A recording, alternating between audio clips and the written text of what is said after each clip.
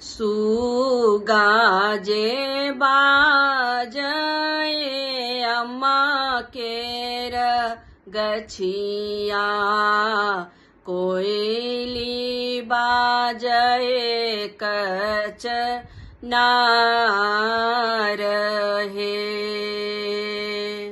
सुगा जे बाजए अम्मा केर गछिया, कोयली बाजए कच नार हे। दुल्हा जे बाजत ससुर जी के बगिया, हाथ रुमाल मुख पान हे। घर सो बाहर भेली अम्मा सोहागिन,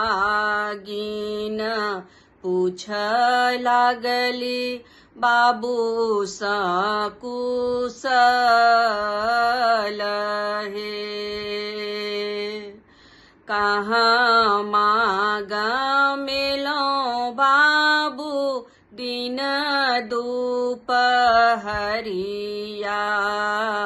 कहाँ मागा मेलो आधी राती है।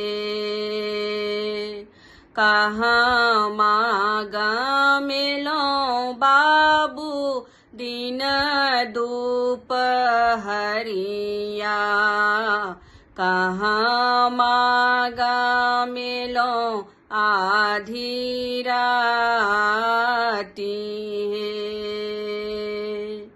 दिन दुपहरिया अम्मा ससुर जी के बगिया, साँझ परत धानी के सेज हे। दिन दुपहरिया अम्मा ससुर जी के बगिया, साँझ परत धानी के सेज हे। 9 मास आहो बाबू ओद्र में राखलाऊं, 3200 दूध पियल हे। दूध के सफल बाबू किछु नहीं दिलकै, तुरत चिन्हल ससुरारी हे। दूध के सफल अम्मा हम की देब, धनी हेती चेरिया तोहार हे।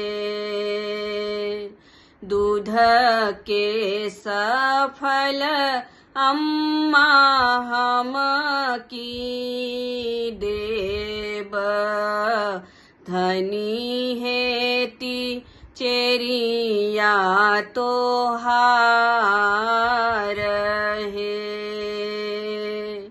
जुगे जुगे जीवठु रामचंद्र दुल्हा, सीता के बढ़नु आही बात है।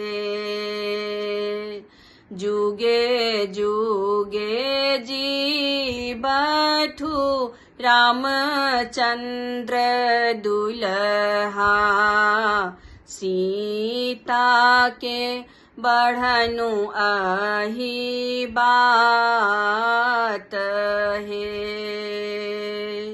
जुगे जुगे जी बठू रामचंद्र दुल्हा सीता के बढ़नु अहि बात हे।